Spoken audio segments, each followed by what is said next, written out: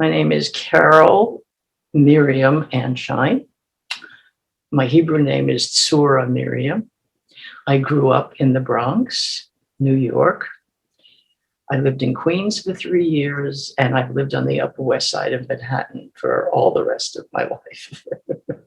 Okay, my Hebrew school really was helped me follow a traditional lifestyle, although I wouldn't really call it traditional, because it was all encompassing for me. I really loved Hebrew school, and I was also bat mitzvah there.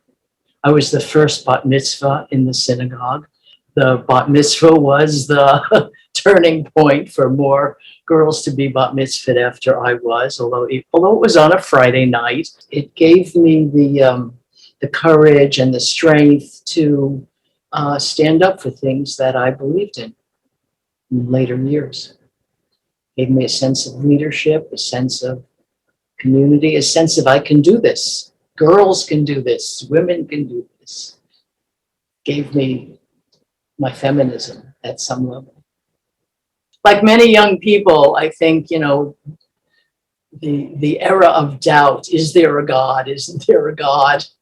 I had this sense of faith in a God, but my, I think, intellectual pursuits once I went to college started, of course, questioning what is God? What does it mean to believe in God? I began being much more aware of more of the world around me. There were a lot of political things happening. And so in college, I took the route of learning more about other things that were happening in the world.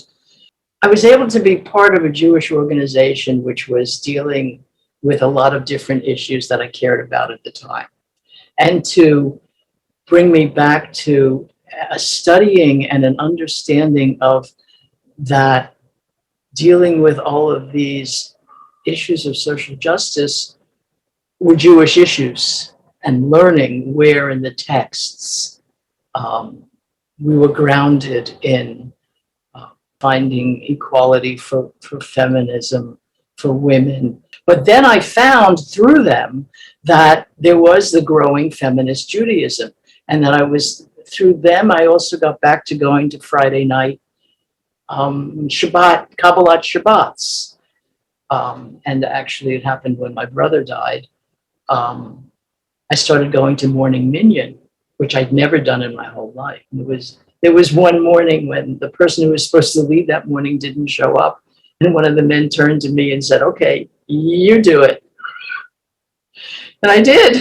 I was scared, but I knew it so well. I love the Hebrew language. I love the way it flows when we learn it. Even if we don't always know the words, we eventually look at the words and we know and understand what the words are saying. My first trip to Israel was with New Jewish Agenda in the in 1983.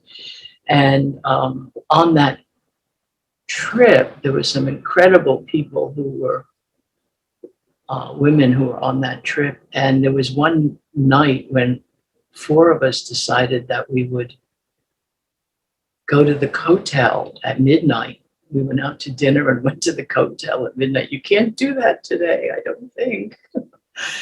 And we took a taxi, and it was just a wonderful experience just to be there, to experience being at the wall. It's 4 women. It was on the women's side. It was just, we had the freedom to do that, to be there and to express our feelings. So it's not just the politics, it's the spirituality. I really felt connected. And I think that trip was intended to connect us to both the spirit and the politics of it. I'm very grateful for that. The words to the song I wrote came to me the morning of my brother's funeral, but I don't know where the song came from, and it was a very simple song. And what was happening with me at the time is that I'd been very politically active, but a lot of the politics that I'd been into, things were changing. And I think my brother's death was the real cause of those words coming to me, because the world without my brother was a very different place. Jewish meditation now is a lot about awareness and consciousness. It's about learning patience. It's about being in touch with your body. It's about not letting anger rule. You know, when you're very politically active, sometimes anger is what rules you. It's about not being reactive, but being reflective and knowing how to respond in different situations. Um, so it's the consciousness ultimately that we're all one. We're all one as Jews. We're all one as humanity in the world, and we all matter. We're all in this together, and God is there in some way. I started then believing it wasn't, it's not God up there, out there. It's God it's the God within, and it's the divine within.